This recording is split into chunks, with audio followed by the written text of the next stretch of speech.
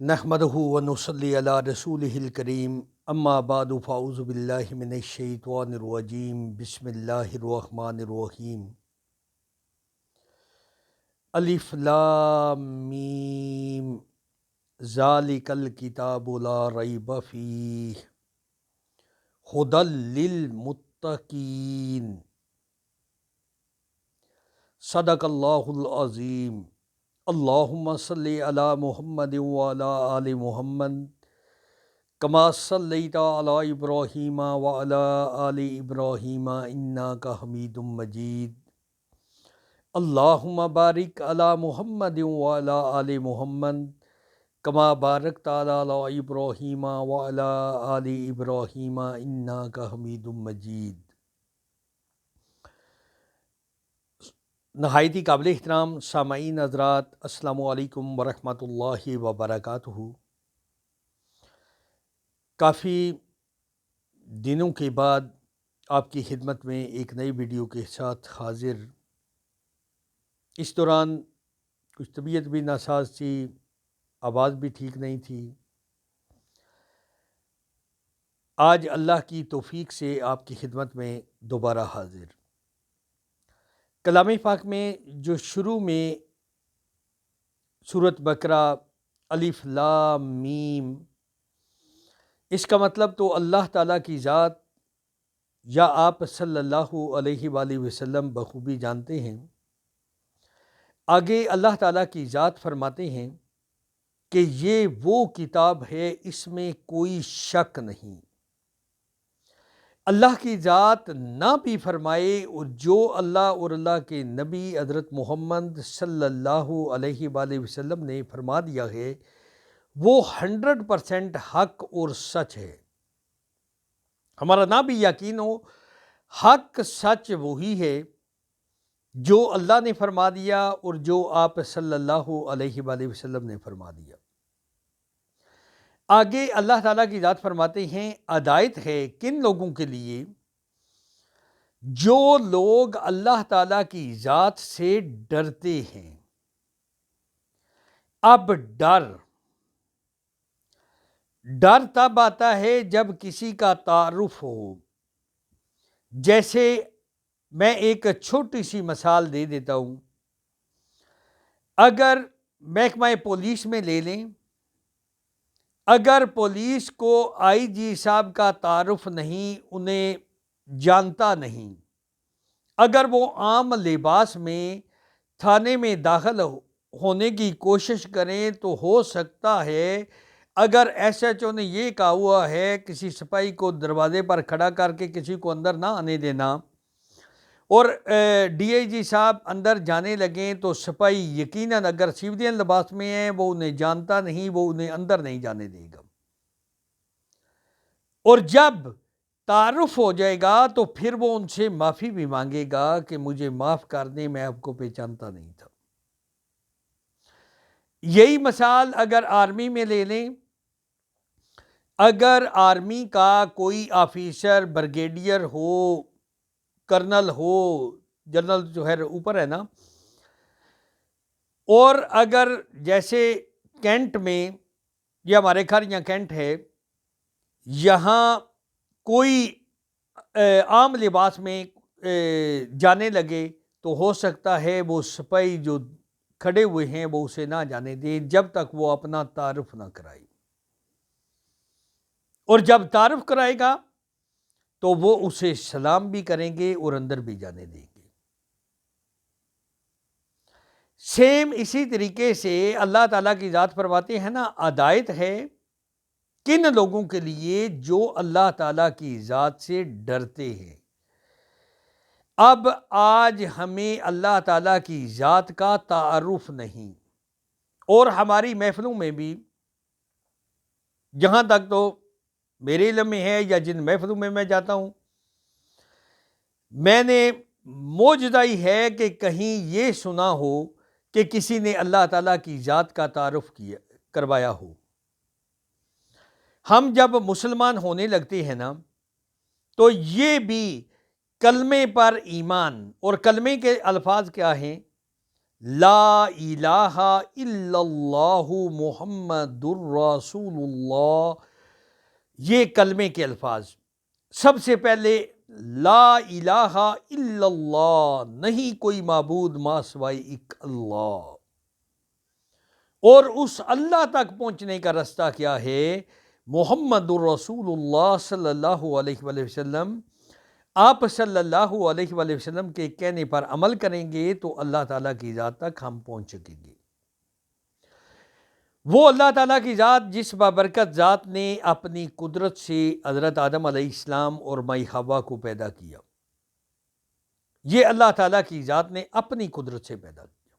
اس کے بعد اس اللہ نے ایک سبب بنایا، میاں بیوی اور بچہ۔ حضرت عیسیٰ علیہ السلام کو اس اللہ تعالیٰ کی ذات نے بغیر باپ کے پیدا کر کے دکھایا، تاکہ اس مخلوق کے دل میں یہ چیز نہ بیٹھ جائے کہ میاں بیوی کے ملاپ سے ہی بچہ پیدا ہوتا ہے۔ اللہ جو چاہے کر سکتا ہے، جیسے اس نے حضرت آدم علیہ السلام اور مائی حوا کو پیدا کیا۔ سب تعریفیں اس اللہ تعالیٰ کی ذات کے لیے ہیں جس نے حضرت یونس علیہ السلام کی 40 دن مچھلی کے پیٹ میں حفاظت فرمائی۔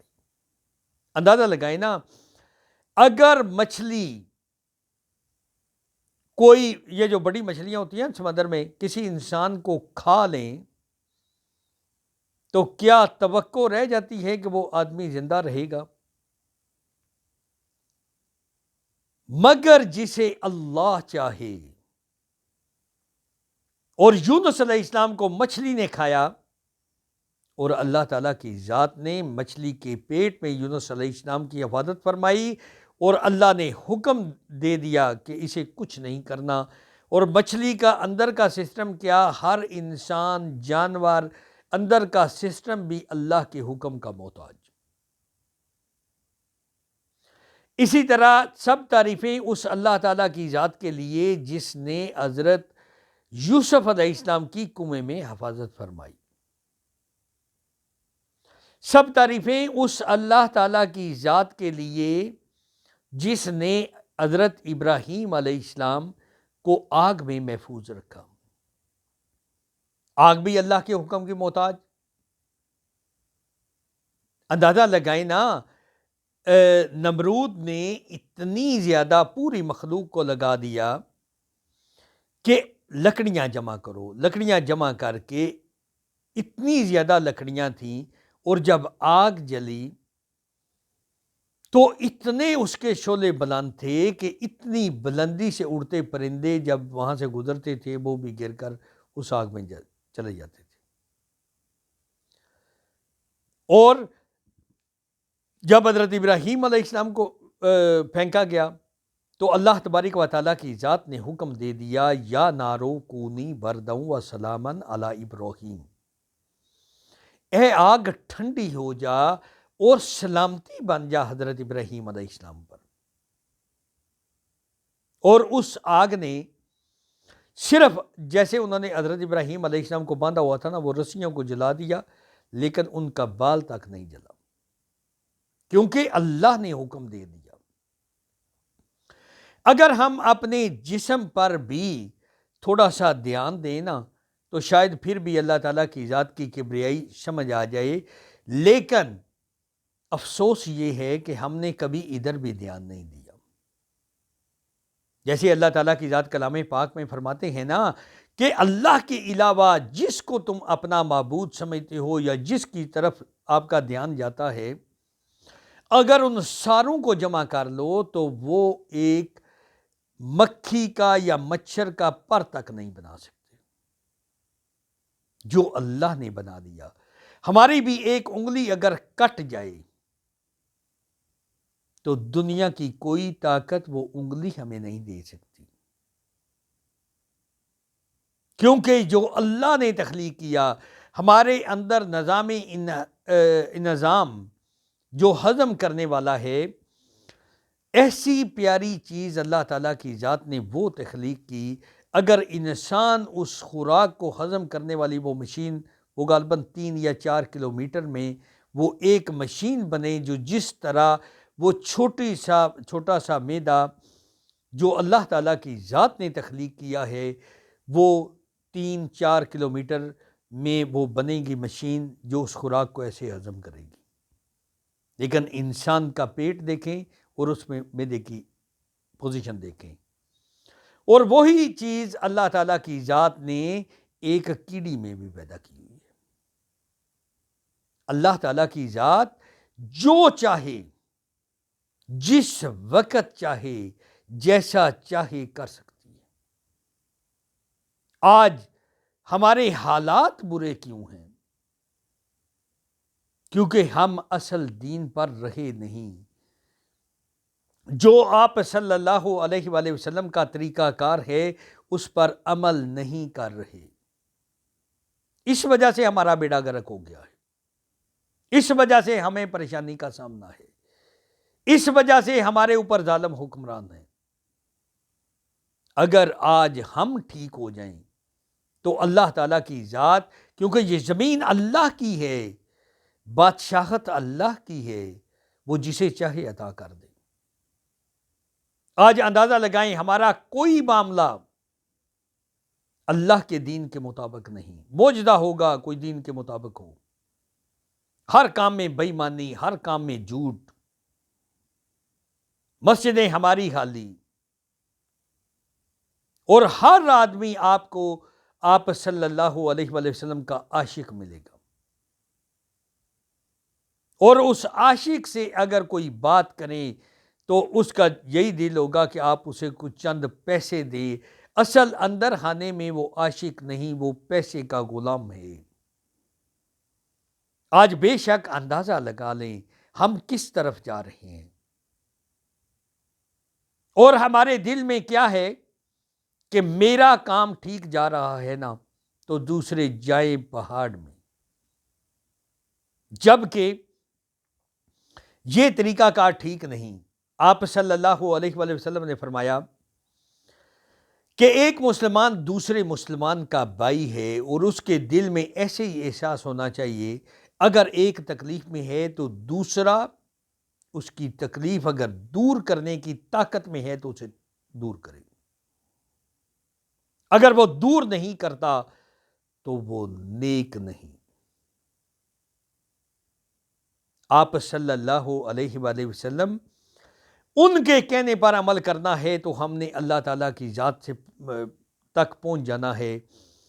جیسا کہ آپ صلی اللہ علیہ وآلہ وسلم کا یہ سنت طریقہ ہے کہ جس محفل میں بیٹھیں، جہاں بات کا آغاز کریں، اللہ کی کبریائی بیان کریں. اور صحابہ کرام رضوان اللہ تعالیٰ علیہم اجمعین ایک دفعہ انہوں نے عرض کی نا، یا رسول اللہ صلی اللہ علیہ وآلہ وسلم، جس اللہ کی آپ اتنی تعریف کرتے ہیں، جس اللہ کی آپ اتنی کبریائی بیان کرتے ہیں، جس اللہ سے آپ اتنی محبت کرتے ہیں، اس اللہ تک پہنچنے کا رستہ کیا ہے، یا اس اللہ کے ہم کیسے محبوب بن سکتے ہیں؟ یا رسول اللہ صلی اللہ علیہ وآلہ وسلم یہ رہنمائی فرما دیں. تو اللہ تبارک و تعالیٰ کی ذات نے کلام پاک میں یہ آیہ مبارکہ نازل فرما دی، قُلْ إِن كُنتُمْ تُحِبُّونَ اللَّهَ فَاتَّبِعُونِي يُحْبِبْكُمُ اللَّهُ. یا رسول اللہ صلی اللہ علیہ وآلہ وسلم، یہ لوگ آپ سے پوچھتے ہیں کہ ہم اللہ کے محبوب کیسے بنیں. یہ آیت کا مفہوم بیان کرنے لگا ہوں. یا رسول اللہ صلی اللہ علیہ وآلہ وسلم، ان لوگوں سے کہیں یہ آپ کے کہنے پر عمل کریں تو میں اللہ ان سے محبت شروع کر دوں گا. اور ہم آج صحیح بات ہے ہمارا بیڑا تو غرق اس وجہ سے ہو گیا ہے کہ ہم نے اللہ کی بجائے پیسے کو اپنا معبود بنا لیا.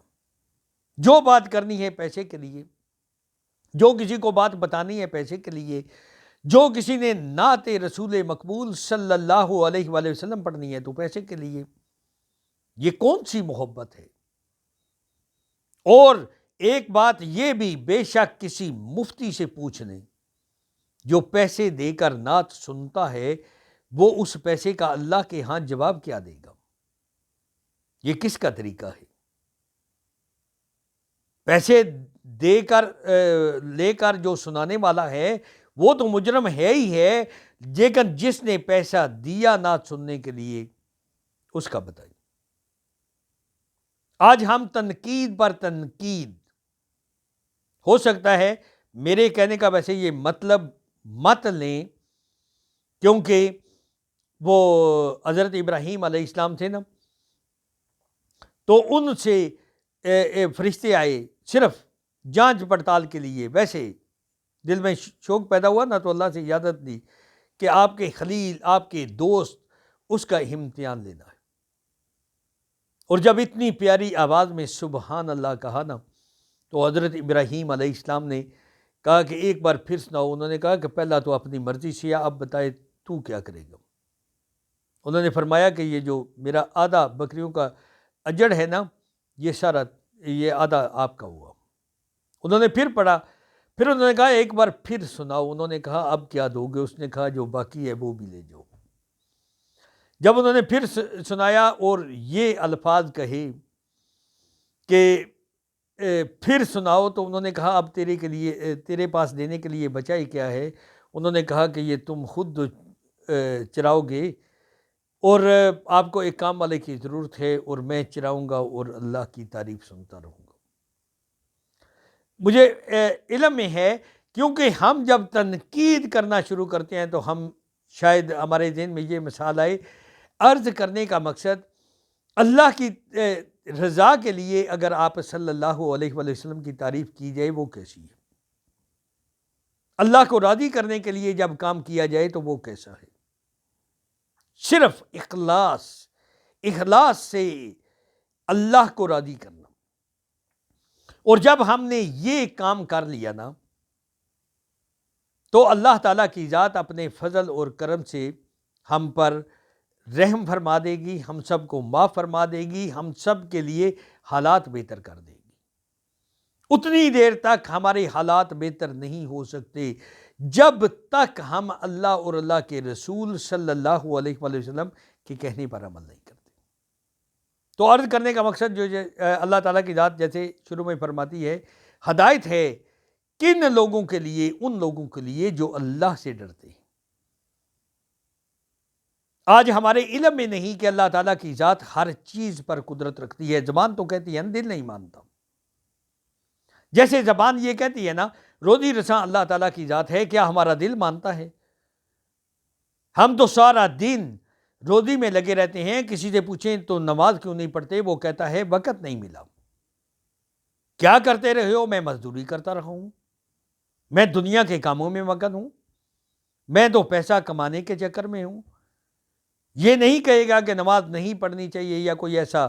الحمدللہ یہ بھی اللہ تعالیٰ کی ذات کا احسان ہے کہ ہم نماز کا انکار نہیں کرتے، ادروائز تو ہم کافر ہو جائیں۔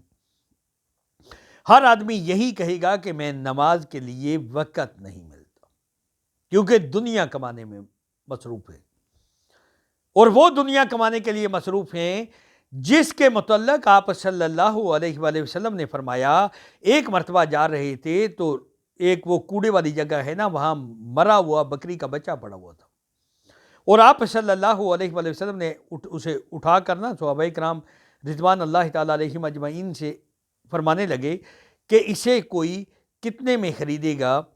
تو صحابہ کرام رضوان اللہ تعالیٰ علیہم اجمعین نے عرض کی، یا رسول اللہ صلی اللہ علیہ وآلہ وسلم، اسے تو کوئی مفت میں بھی نہ خریدے، اگر یہ زندہ ہوتا تو پھر اس کی قدر ہوتی، یہ تو مرا ہوا ہے، لہٰذا اس کی کوئی قیمت نہیں۔ تو آپ صلی اللہ علیہ وآلہ وسلم نے فرمایا کہ اللہ کے نزدیک اس دنیا کی اہمیت اس مرے ہوئے بکری کے بچے سے بھی کم تر ہے۔ اللہ تبارک و تعالیٰ کی بارگاہ میں، کیونکہ ہر ایک کی یہی خواہش ہوتی ہے کہ ویڈیو بھی زیادہ لمبی نہ ہو، اور انشاءاللہ تعالیٰ بفضل خدا جلد ہی دوسری بھی ویڈیو بناؤں گا انشاءاللہ، کیونکہ ایک دن میں مر جاؤں گا، اور یہ نیٹ والا سسٹم اس لیے بنایا ہے، میں نے تو مر جانا ہے ایک دن، اور انشاءاللہ یہ باتیں آپ تک زندہ رہیں گی اور آپ کو یاد دہانی کراتی رہیں گی۔ اللہ تبارک و تعالیٰ کی بارگاہ میں دعا ہے، اللہ تعالیٰ کی ذات ہم سب کو اللہ اور اللہ کے رسول حضرت محمد صلی اللہ علیہ وآلہ وسلم کے کہنا مانے والی زندگی عطا فرما دے۔ اللہ تبارک و تعالیٰ کی ذات جتنے مسلمان بے اولاد ہیں سب کو نیک اولاد عطا فرما دے۔ اللہ تعالیٰ کی ذات جتنے مسلمان بیمار ہیں سب کو صحت اور تندرستی عطا فرما دے۔ اے میرے اللہ، اور جتنے مسلمان اس دنیا سے رخصت ہو گئے ہیں یا اللہ بشریت تقاضا ان سے اگر کوئی غلطی کوتاہی ہو گئی ہے، اے میرے اللہ ان کی معافی عطا فرما، اور اے میرے اللہ ان سب کو بخش دے اور سب کو جنت الفردوس میں جگہ نصیب عطا فرما۔ آمین آمین آمین، وآخر علینا ان الحمد للہ رب العالمین۔